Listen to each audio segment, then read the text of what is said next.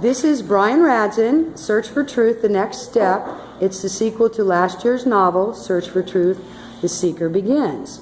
So go for it, Bryan. Well, like my mom was saying, this is the second book in the series that I'm working on. There's going to be 7 books, all Search for Truth, and then with a different tagline, all kind of the same color scheme on the cover, just with a different logo, and it's been really great doing kind of a creative project with my mom and being able to, she's done the artwork, I've obviously done the book, and it's just really good to be a collaborative effort there. So I really, really enjoy that. And so this book, continuation off the first one, just a quick summary. The first book, the small town reporter breaks big story, gets a big job in New York, and uncovers a scheme dealing with illegal immigration, insider trading, take down a corrupt congressman, and just kind of snowballs from there. And so this book begins when they're kind of on the run from everything and underground from everything that happened in the first book. So just a quick little introduction. And here we go. So the first section I'm going to read, Jason and Christina, who are my main characters, are walking down the streets of Havana after following a mysterious postcard that they received. Here goes nothing. Succulent Cuban pork and boisterous 55 Chevys backfiring provided smells and sounds so thick you could cut them with a knife. The buildings looked like something out of an old movie where time never caught up and the whole city was on hold. This is what Jason and Christina experienced when they walked through the streets of Havana for the first time. Both of them had been out of the United States a few times before, but this was the start of a whole new adventure, and they both could feel it. The food from these street vendors smells insanely good. My mouth is watering, Jason uttered with a huge smile on his face. It does smell good, but let's not forget why we're here, replied Christina, who loved food just as much as Jason did, but knew he had a habit for getting sidetracked. She had to help keep him on point. That postcard, how did it get to him when only few people knew where to find them? And even if it was Bryan, what connections did he have to find where Jason and Christina were? Jason knew he could trust Bryan because they had been through so much together, but at the same time, he knew a lot was left unsaid. You still with me? It looks like you got lost in that unwieldy brain of yours and were floating away, wondered Christina with a caring but nervous look on her face. How could Bryan have possibly known where we were? If he could find us, who else could? Something tells me we'll find out when we find Bryan. The way we do that is by following the synchronicities. That's what led us to take down the president, and that's what's led us to a place that's been the home of so many dissidents and rebels over the years. Anyway, let's also try to have some fun. How often do we take vacations? You're so right, agreed Jason as he leaned over and gave Christina a deep kiss that kept their souls intertwined, giving them the ability to delve into whatever the next step was going to be. We should stop and get something to eat, and maybe even listen to some music. I'm sure that'll get our brains moving in the right direction, Christina mentioned as she steered Jason into the small restaurant on the corner. That's a great idea. My mind always works better on a full stomach. Besides, there's no way I'd come here without roaming amongst the people, Jason shot back.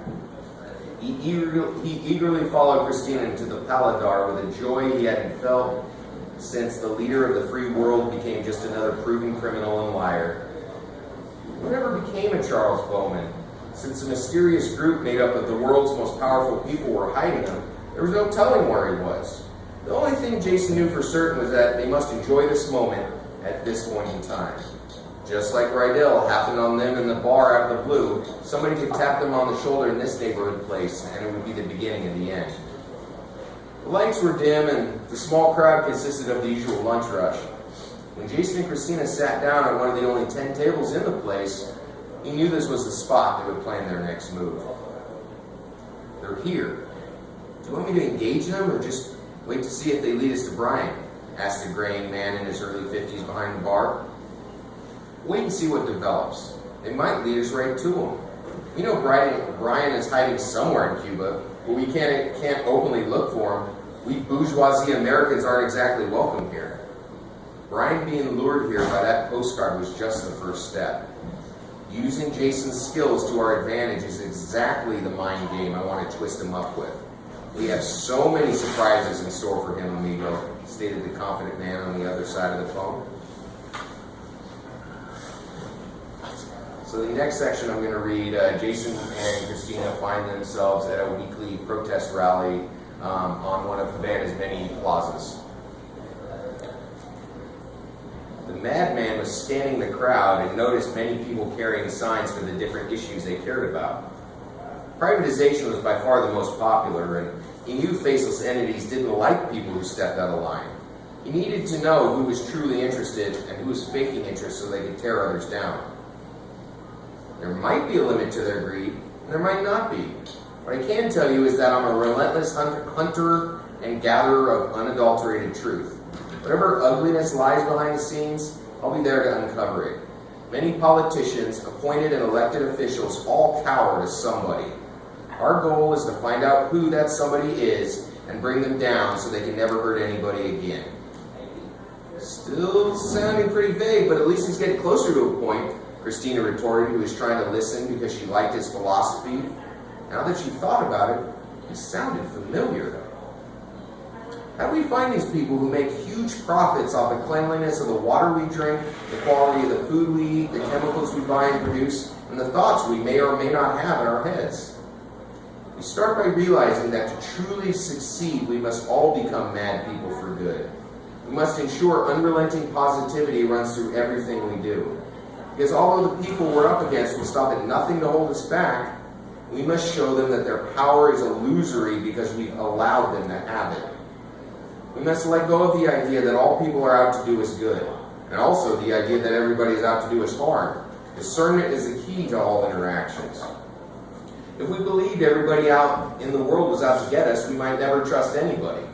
If we want to build a worldwide coalition to end the destruction of our species, then we have to upend their worldwide movement. They might have bigger guns and more money at their disposal, but we have something much more powerful. We, the people, have the will to see them pay for what they've done. We have the will to see their false promises and silver tongues are just a means of gaining more power and control. We need to show them that we have the real power because there are way more of us than there are them. Christina and Jason began looking around to see how the madman's message was being received. Some Europeans were roaming the crowd, but most were local Cubans who needed something to light a fire under them, because nobody had been screwed over more by both sides than them. It caused them to have a revolution and install what they thought was the answer to American imperialism and control of the world. What ended up happening, though, is the world shunned Cuba because the United States government forced them to. This caused the Cuban government to be focused on control, stamping out dissent, and firming up their grip on power by telling the people just enough of what they wanted to hear. Do you think this guy means what he says? Jason asked Christina, no longer in a whisper because the crowd began to scream and cheer for the madman who finally made a point they could get behind. I believe he does mean what he says, that it's possible to bring everybody together around a common cause that's in all their best interests. I believe he believes that, explained Christina, who was going from skeptical to a little less cynical. So you're not totally on board? You think it's a line of BS, Jason wondered? I've heard a lot of people say a lot of things. Most of the time it turns out to be the exact opposite of what they say. How can this guy be truly as good and passionate for collective uplift as he says? Or should I say as relentless in the pursuit of positivity? Jason knew she might be right. But he also noticed the look on her sun-soaked face was the same as his when he thought he saw Aaron for the first time. Did Christina know this guy? The more we raise the issue of being treated like pawns and worker bees, the less smoothly it goes for the elites. The less smoothly it goes, the less profit is made. The less profit that's made, the more lives that can be saved. Once they see we've been reading between the lines and can spot what's hidden in plain sight, they'll realize we have the upper hand. Our purpose is to bring real people together. The madman now was staring directly at Christina with no attempt to hide himself. I love you all. I love humanity. That's why I do this. That's why I'm a madman for good. So, the third section, the next section I'm going to read from. After escaping out of Cuba, Jason and Christina are just cruising down the road in downtown Detroit. They pulled onto the street for what would have been a 10-minute drive if there wasn't traffic. That was practically impossible since it was right in the middle of rush hour. The sun was fading away, and the remaining light reflected a yearning for a better society off of closed factory after closed factory that had moved overseas. I wish we could do something about this. The government gives huge tax breaks to companies who move their factories thousands of miles away, putting many Americans out of work. Meanwhile, the companies say they need these tax breaks because it gives them money to expand and create more jobs. They just fail to mention those jobs won't be in this country. Jason seethed. His face was getting red with anger the more they drove down the street. That is very true. You have to deal with rampant unemployment, which causes a drain on natural resources because the infrastructure that kept it affordable is gone. The companies say that if they took control of power and water systems, they could streamline its delivery to the people. Goose wanted to ensure that he was part of the conversation. Every kid they saw playing outside seemed to be wearing clothes and shoes that should have been thrown out years ago. Goose had joined up with Jay years back after convincing him that after years of investigation, Marty wasn't the great guy he had made himself out to be. He continued to dig up information while the madman for good was in exile, as he waited for that right opportunity to make his dreams come true. Yes, they think of profit first when delivering water and power to people. Since they're the only ones providing it, they can charge whatever they want. Working people can't afford to pay because the rates have been raised so much, quipped Christina. She looked at Jason because she was getting just as excited as he was since they were getting an opportunity to do some good. Maybe we need some kind of technology to save us. While it is true that technology is partially responsible for the downfall of society by making everything impersonal, but the thing is we can also use it to our advantage. We can use technological breakthroughs to also help advance society. Some people say the road to hell is paved with good intentions. Without good intentions, however, a person will never know what the right course of action is. People will seem to get into trouble when they think that if their intentions are good, they don't have to take action, replied Bryan, since he had just as much to gain or lose as anybody else. Would his brother really allow this to happen without it being just one more scheme? I agree. That's why the madman for good became the madman for good. Unrelenting positivity through the action of doing the right thing, expressed Goose, whose passion and hope grew from the energy building in the car. He wanted to start as a catalyst for change, then transition into an agent of change. I'm not sure which one I am yet, but something tells me I'll soon find out.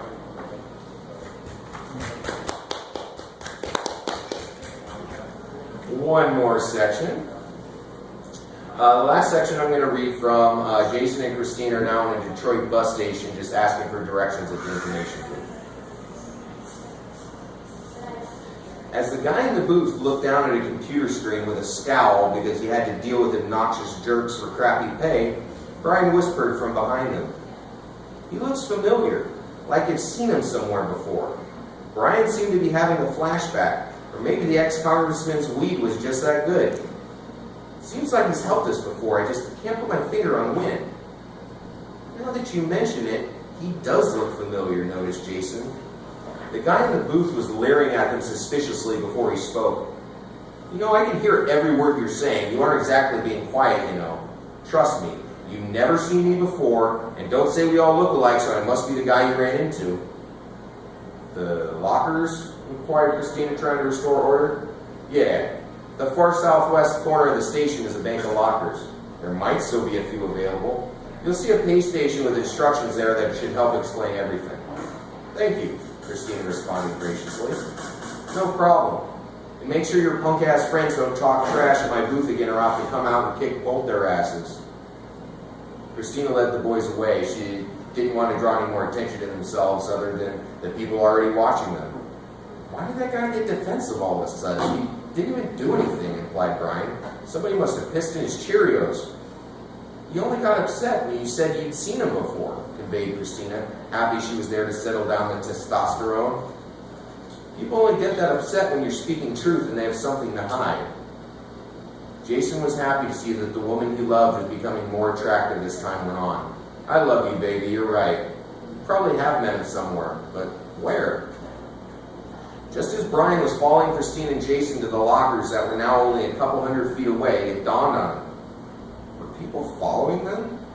How were they able to move through this crowd without somebody jumping out and grabbing them? Were they being led into a trap?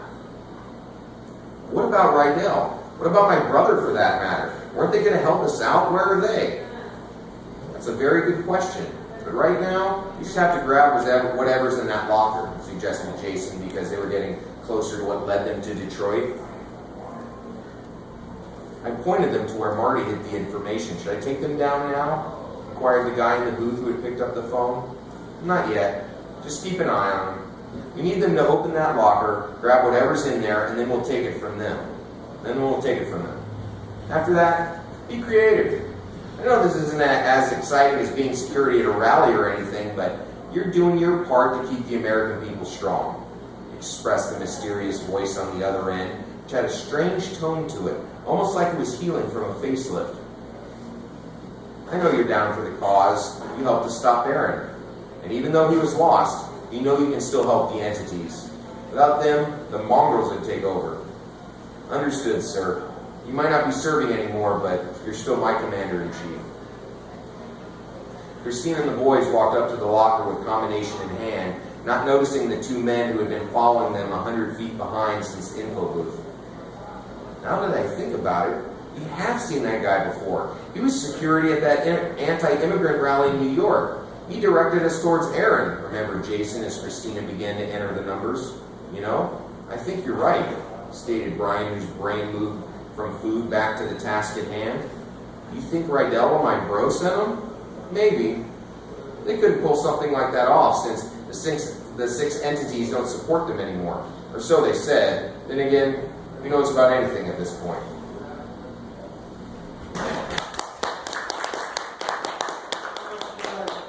Thank you. I just want to make a comment that I should have said in the beginning. His first 3 books were called The Manifesto of a Madman for Good. And so it was a pseudonym. Jay Sherman was the guy in those first 3 books. So the sequel, he took the character, the madman, Jay Sherman, and he's in the book.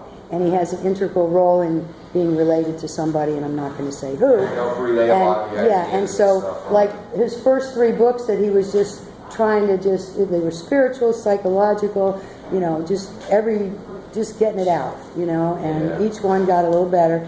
And then when he wrote his first novel, it's interesting because the characters that are in the first novel, in the second one, you really find out in the sequel how everybody's related to one another. And after each chapter, you're going, oh my God, I can't believe that just happened. And you read in the next one, oh my God, I can't believe what just happened when you hit the end. Try to leave each one on a cliffhanger to try to get people to keep reading, you know. Yeah. Sometimes it can kind of piss you off as you're going through a book. You're like, you know, reading it right before you go to bed or something. But, I don't know, those are always how my favorite books went. You know, something with, this one had a little longer chapters than the first one, but just something that, you know, kind of led on to the next thing, and so you want to keep reading.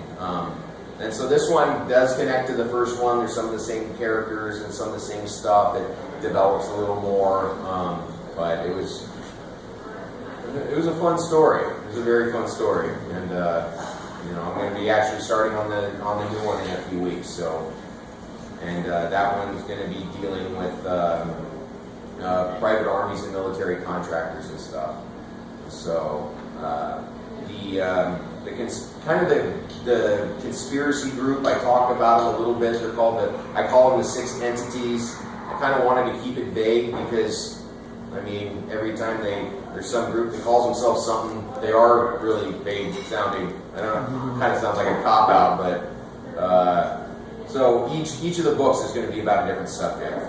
The first book kind of dealt with immigration and labor. Second book was kind of water issues. Third, you know, the next one's going to be, you know, military and kind of private contractor stuff. Then I'll do one probably on pharmaceuticals and education, and then kind of a political one to wrap it all up at the end. And then who knows where that's going to happen, if it ends up creating some kind of new government or something. I don't know. But so it's fun.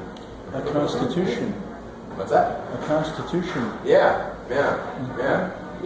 Maybe it should end with like a new constitutional convention or something. Yeah, that would be interesting.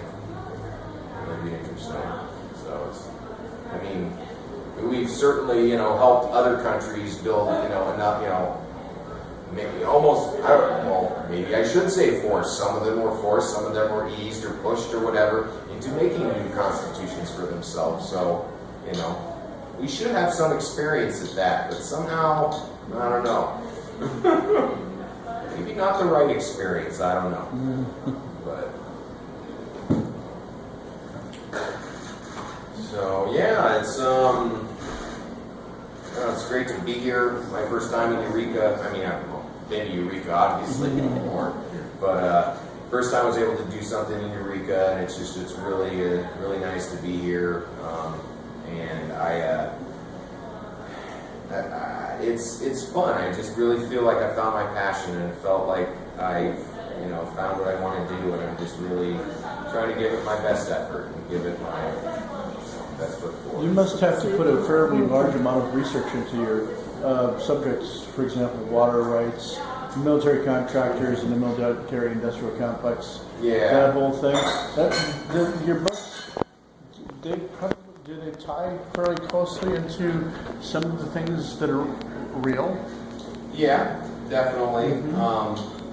The ultimate solution in the second book, something like that has definitely never been done, but maybe it's just my cynical mind says that it technically is possible, because the technology that I know is out there and that governments and militaries are using that aren't released to the public, it's the reason why we don't have electromagnetic power, because they can't figure out how to charge people for it yet. I mean, talking completely free energy out of the air that never runs out. So, I mean, stuff that can say, Thomas Edison had the patent of the electric car over 100 years ago. And so I really believe that if the right R&D was put forward, then... So then, I think it's really important actually for you to put your opinions on solutions to the problems that you're dealing with, because from a reader's perspective, people don't always have the time to do that kind of research for themselves, and you have gone through this whole entire writing process. If you can offer something at the end, it really would, I think it's really very useful.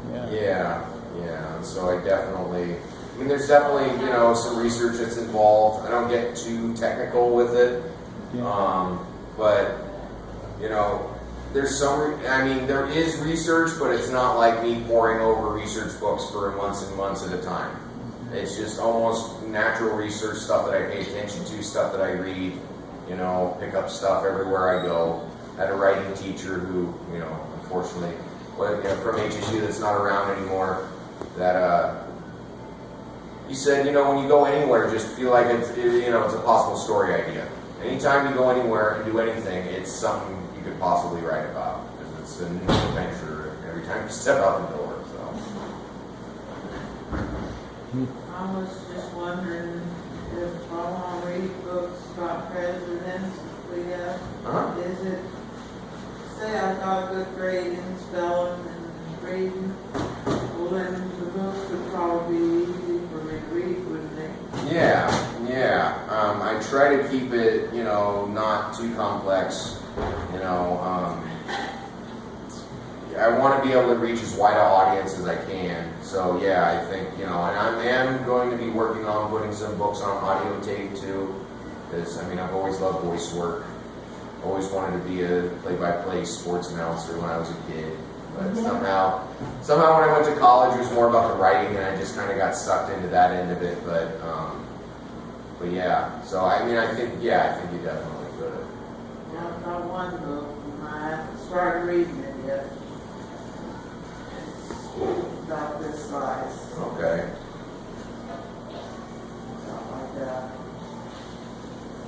Yeah, I got it one time, but if I didn't go to the store, like mine, one that says about it. Yeah, you definitely could. There's a lot of interesting facts depending on who's writing the book, because every president did something good and every president did something not so good. Even the best ones. Kennedy wasn't perfect. I mean, you got Bay of Pigs and Teddy Roosevelt. I mean, heck, even, for all the bad stuff Richard Nixon did, he started the EPA. The raving liberal Richard Nixon would be too liberal to get elected today. It's just a crazy concept to me. But well, so would Ronald Reagan, for that matter, who they professed. So I can hop on a soapbox, but So it's interesting. It's interesting. So yeah, I wanted to portray all these stories as kind of have a human touch. And people can grab something away from them, something that reads real easy. I use a lot of dialogue, just because I like telling important points and stories through dialogue instead of just narration. And so it just, I feel like if, put it out there, if it ever got turned into some kind of TV show or movie or something like that, it would be easily turned into that because there's so much dialogue. And it could easily be turned into a script and just have stage directions and sets and stuff kind of drawn on the outside of it. And so I'm excited about that. Just excited about possibilities. It's a good feeling.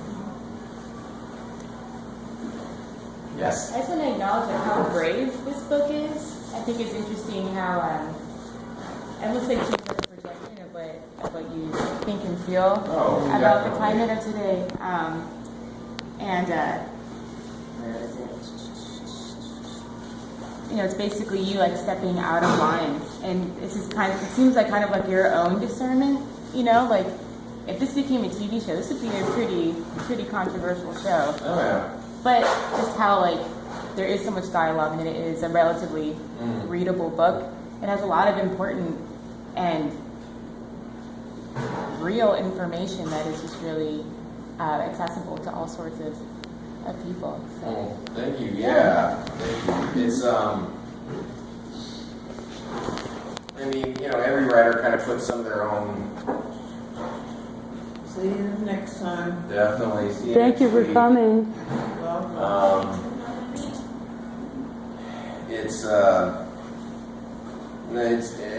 The whole process is just, it's interesting, but, every writer kind of puts some of themselves in a book, and, I probably definitely model myself after Jason, and it's some way to vicariously live through characters in my book, but that's kind of nice sometimes, too.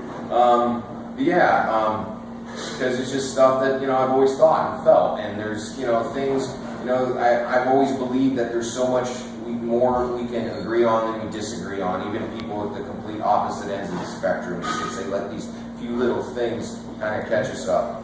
And so the ultimate goal is to kind of flip the conversation and try to start from the huge area that we agree. And once we're ready to, once we're used to talking to each other like humans again, then we can maybe get past some of these issues. And even if we can't, at least we're making an effort, because, and that's, I guess, the angle that I try to talk about these issues, but I hope, and it'll get better, especially as the books go on, as my writing gets better, but I hope that people are able to see that a lot of it tries to cut through a lot of the kind of party propaganda and just stuff that's to, appeal to the next billionaire out there that's going to fund their campaign.